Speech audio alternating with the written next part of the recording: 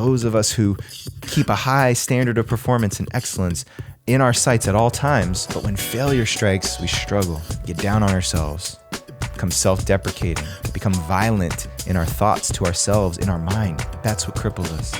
It's also what stunts and stagnates growth. In order to have a high standard of performance, you also have to have a high tolerance for failure. This one came through when I was coaching one of my clients recently. Here's a man who has really high standards, really high expectations, not only for himself, but others that he works with. And as we were diving deeper into this, I realized that that's great. It's wonderful. I love men who hold a high standard for themselves. But the reality is, if you're going to aim huge, if you're going to have big targets, big ambitions, high levels of standard and performance, then inevitably you're going to experience massive failures as well. Having a high standard doesn't guarantee a pleasant outcome. In fact, I would argue that it sets you up for more unpleasant outcomes. Aiming really big, shooting at a target from miles away means that you're going to miss often. And those of us who have high standards of performance, but also have a really hard time accepting failure, can put ourselves in a compromising situation. Having high standards of performance requires high tolerance for failure, not just to accept failure and let that become the new standard, but to be able to learn from it. We've all heard this before. I've probably said it a million times on the podcast that failure is how we learn. Failure is a requirement. That's saying that failure is not an option. Failure is a necessity. It's more than an option. It's a requirement for growth. All of these narratives and wisdom teachers saying that failure is not an option are disillusioned. They're fooling themselves. We must be able to tolerate failure. It's what we do with it that counts. It's what we do with those lessons of getting egg on our face, falling, slipping, tumbling down the side of a hill in order to have a high standard of performance. To aim to be the best man that you can, to be an integral person, impeccable with your word. Honoring the agreements that I have with myself and others means that I've got to be able to tolerate when failure arrives, because it's going to. Failure is going to happen. Every single one I've ever met, every person, especially the best men that I've ever been in contact with, all have a resume of failure. It's how they respond to it that counts, not trying to avoid it at all costs. Yes, success is what we strive for. I want to hit a target. If I'm going to pull back my bow and fire my arrow, it's because I want to hit the bullseye. That's my standard. Hitting the bullseye is my standard. I do everything that I can. I practice, I learn, I grow so that I can hit that target when I draw back my arrow and fire away. But if I'm not capable of tolerating failure, of accepting and embracing failure when it happens, because it is going to happen, then my ability to continue growing is going to be stunted. Anybody out there who's not able to accept failure, just check in with yourself. Actually look at how well you tolerate failure in your life. How do you treat yourself?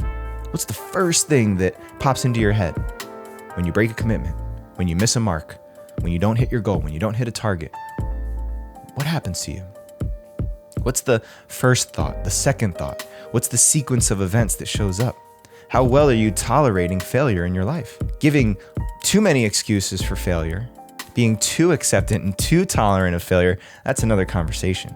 I'm talking about those of us who are perfectionists, those of us who can't accept missing the target once in a while.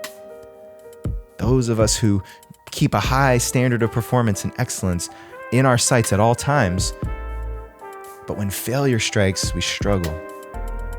Get down on ourselves, become self-deprecating, become violent in our thoughts to ourselves, in our mind, in the chatter that's going off in my head.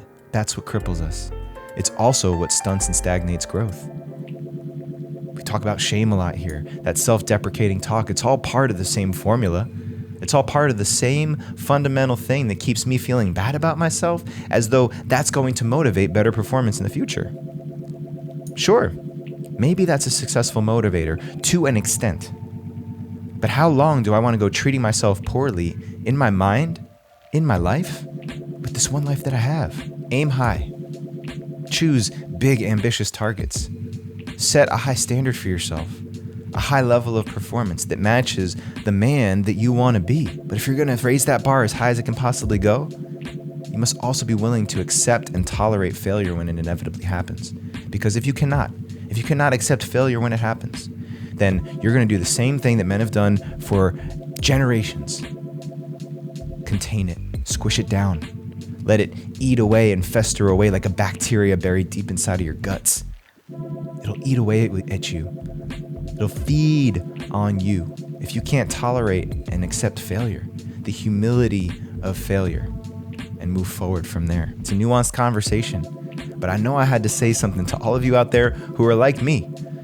I have high standards for myself.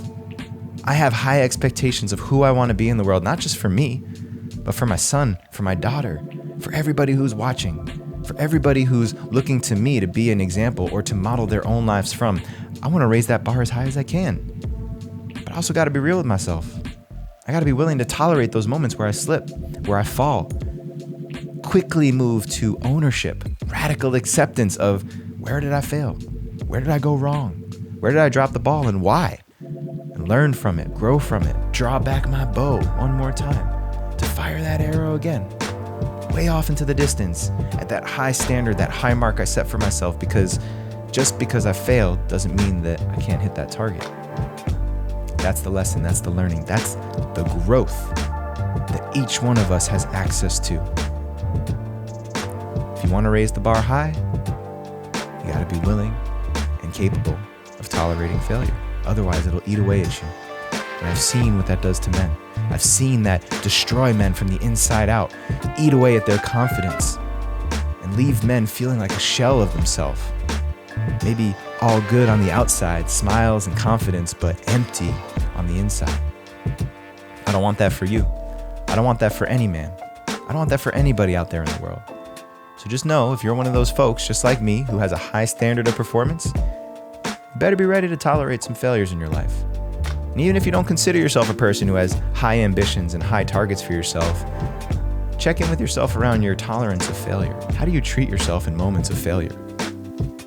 The times where you miss the mark, the moments where your arrow misses the bullseye.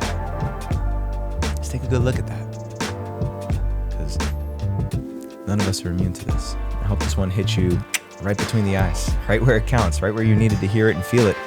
Make sure you pass this message on to somebody else who needs to hear it as well. And tune in next week for another Monday Morning Meditations right here on the Rising Man Podcast.